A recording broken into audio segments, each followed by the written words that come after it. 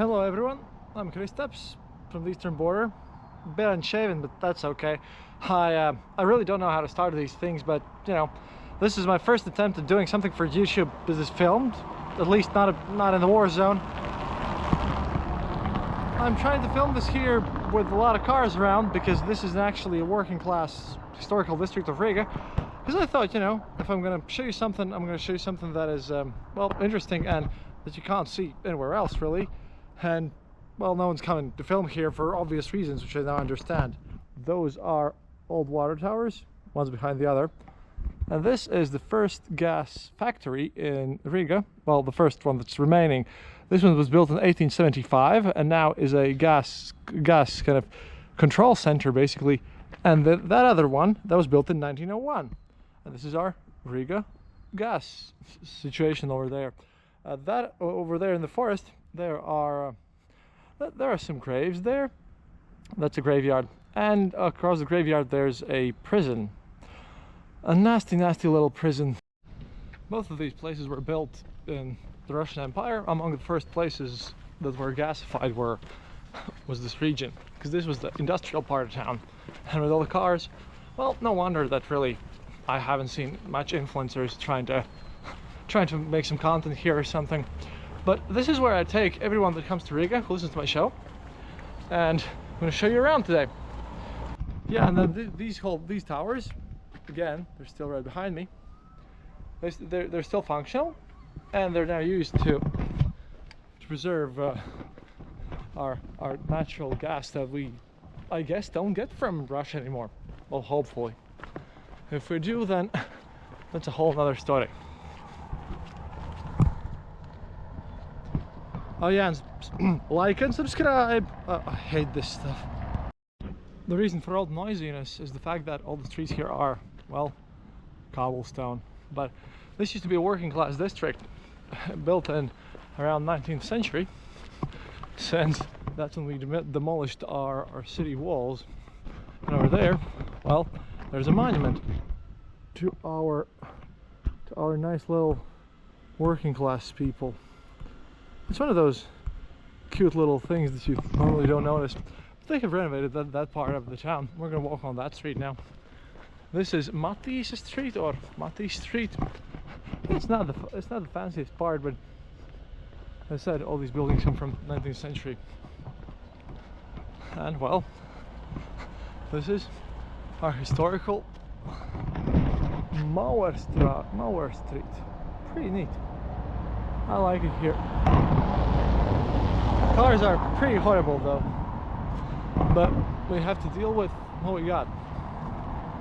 And currently, obviously, this is getting more hipstery. When I was growing up, this was like all crime and a bunch of all crime in the sense that they would sell you smuggled cigarettes. They would sometimes try to mug you as well, but that's pretty normal because, again, we're not gonna go to the touristy parts these days. I'm pretty sure you can get like prettier influencers to take you through the touristy parts of town. Okay, you might not want to look at my ugly mug, but as you can see, this is how it used to look like, and that's how it's now. Well, we're trying to renovate this area. This is part of the historical stuff, but this is not considered very ancient by our standards. Just saying. Riga has basically three parts in it. First is the old town with the moat and everything, and where the presidential castle is, which is a real castle.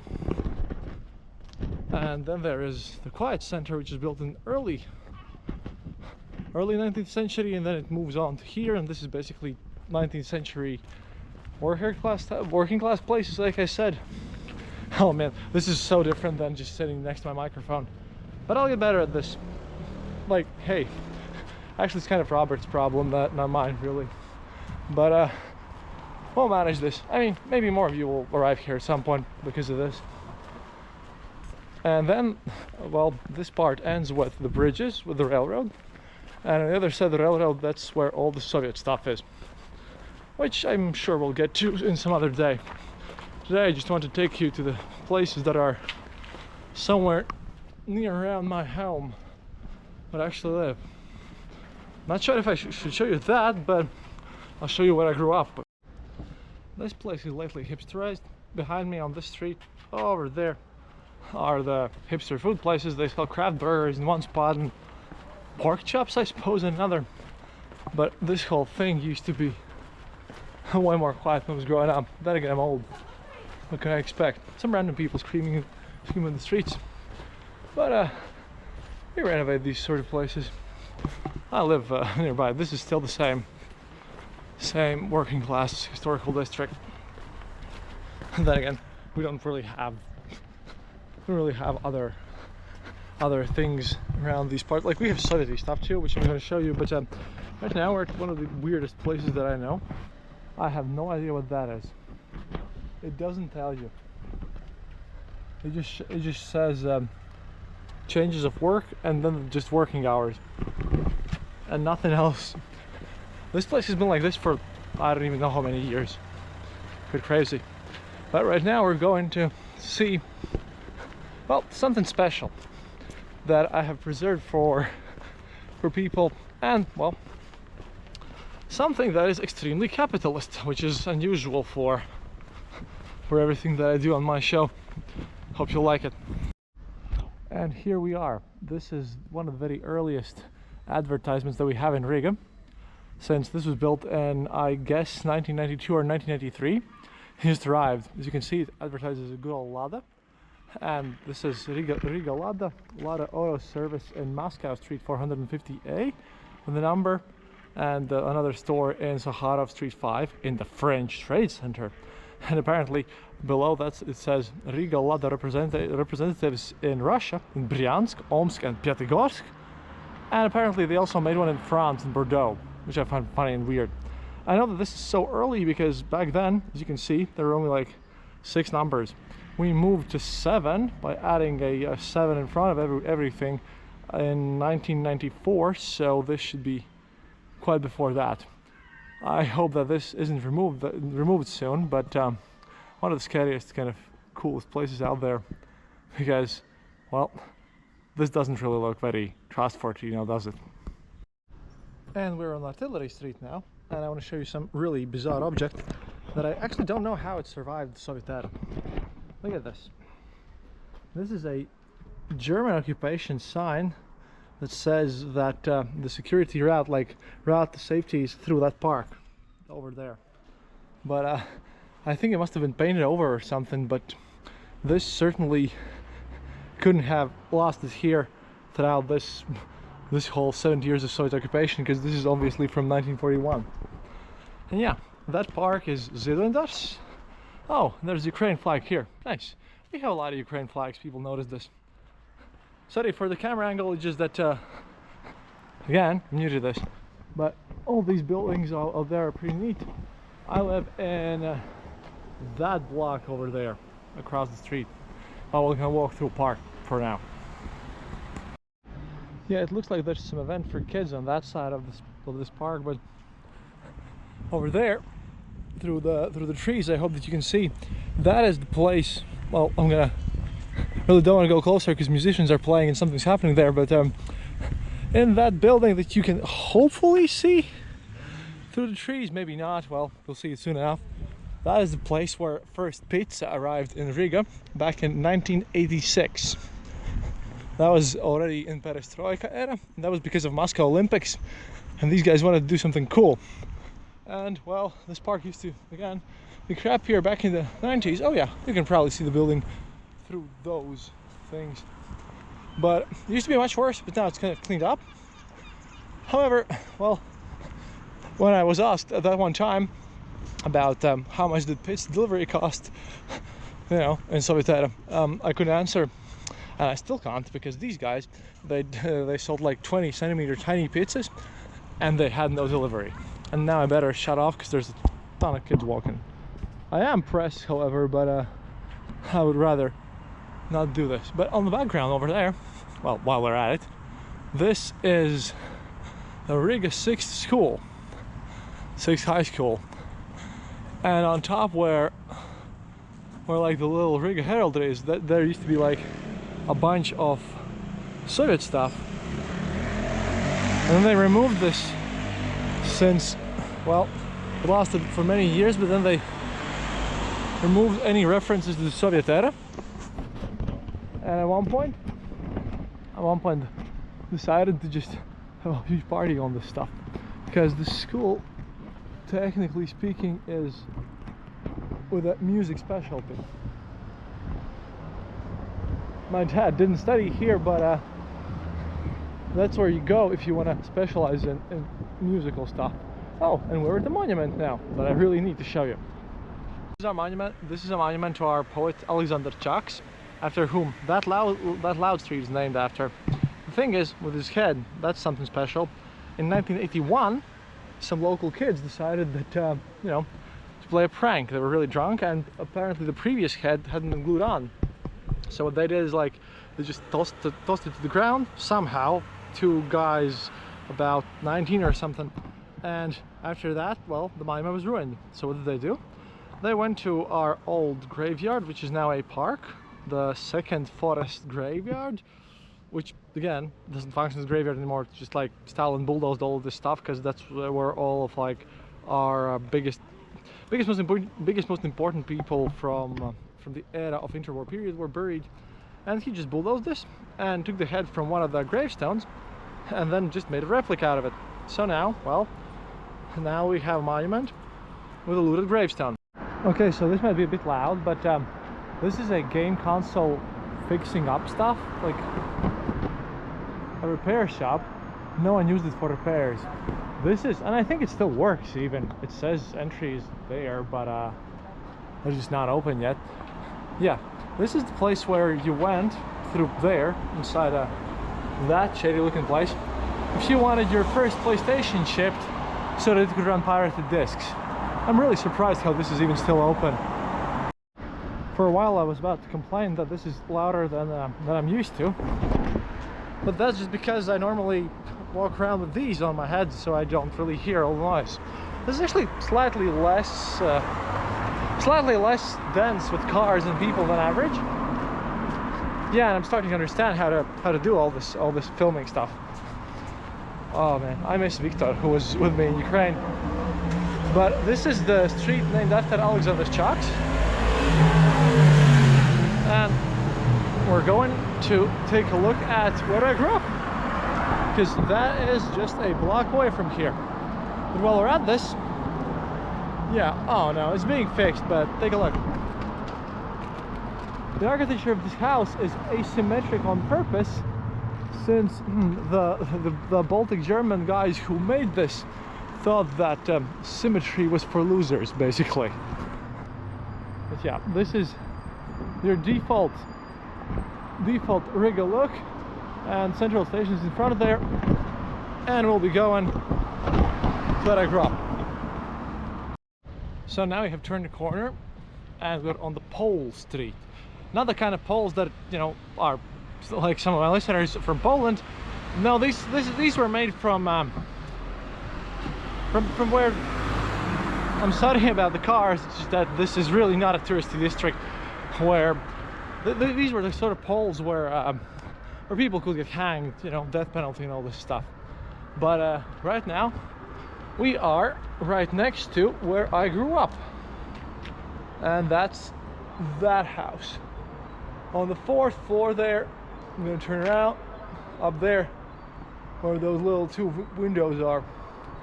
That's where I spent my childhood, or I think so.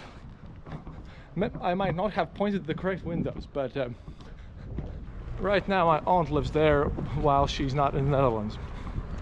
But well, on the other side of the street, in that direction, there's the KGB corner house. There used to be all sorts of weird stores here, as you can probably see from these dilapidated buildings. Oh well, this is apparently an art gallery now, but apparently that's a bar called Your Mom's. Well, it wasn't called that way a while back, because a listener of mine actually used to work here and used to own the whole pub, because he was from Iowa and he decided to move here. But then at one point he just thought that, you know, he thought to expand, and when he wanted to open his second location, they, for unknown reasons, denied his residency permit. And to further show where we are, this is a synagogue behind me. Here you go. It's one of the biggest ones in Riga, and sadly it's also where quite a horrid stuff during the Holocaust happened. This is where the Nazis just dragged in a bunch of Jewish people and burned them. Now it's a Montessori school. Like, they repaired this in the 90s. Stalin obviously didn't care, but yeah, shows you. I never actually took it as something serious because it was always there and it's like right across the street. However, well, at one point you understand that they really didn't allow historically to build these things in the nicer areas. So at least now I have proof, because of how everything's been renovated, it's probably looking nicer than it has any rights of being. If you want to see more Riga stuff, then you can like and subscribe, or if you want to hear about cool Gonzo news, because we're doing that as well, and we've been doing this podcast for a while. Oh, that's for those very, I don't know, 3 people maybe who don't listen to the show and actually will spot the short. Maybe one day I'll get some more subs. I have no idea. Well, right now that on the other side is supposedly a boutique place. Oh, and this is where Latvian Christian radio is located. Also, apparently. Oh wow, walking through my childhood streets is a bit of a different experience, because normally I'm just busy sitting at the computer and doing my work. And this is Riga's only Mormon church.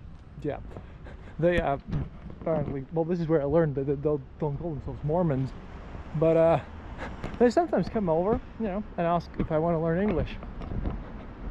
And then I tell them, oh boy, no, but I gladly will talk to them. And that's on this Lodge Place Street, Bear Slayer Street. These are all 19th century buildings, and the architecture is quite nice. It's just that it's surprising that we have a Mormon church right here. Like behind me, by the way, over there, sitting over there, where you can spot them, I suppose. Those are gopniks, apparently just released from prison because they don't understand what's happening. And over there, that in the distance is the Riga TV tower, which we used to use before we switched over to digital TV. And that's the path to the central station. I will now be taking you to the murder tunnel. After dealing with a silly troll, we are now here. See, that side of the railroad, that's Maskachka, or Maskavas Forštata. This is Avoti. And this here tunnel, this is where all the crime used to happen back in the 90s. I hope that you can hear me. I put on my headphones, but this should be nice. See, this used to be called Murder Tunnel because over here, about, you know, at least every other week there was a murder, sometimes even more. And then back like in 2012, a song about this district came out, and well, they decided to paint this whole tunnel with the colors of this. With colors and like all the words of the song, and these are all Soviet trolley buses. Ta-da! Here we are. And now I'll be going and showing you the last spot. A Chinese place where I like to eat, which is just weird because it is a communist Chinese place from, I think, 1979. They don't speak Latvian there, or Russian. Well, you can just point the fingers at what they want to do, or what you want to get. And then I have an interesting story about that place. Okay, so sorry about the noise, but this is a Chinese bistro. Like I said, the communist Chinese. When I was visited by people from Hong Kong, they told me that all of these five like Chinese characters are puns for the word noodles. So it's like noodles, noodles, noodles, noodles, noodles. And they have a Christmas tree there. And I go here quite often. I like this food. Well, I hope you can see something inside there. Hello. But this is one of my favorite places to eat. They have like a really authentic style food, and they hold like banquets and everything, and it's just quite crazy that it's been here since I don't know, very long, and they used to have a Chinese shop nearby, but now they're just doing this. And truth to be told, I will take you eat here because it looks like it's grimy, dirty, and yeah, 1 block away from my home. But I love it here.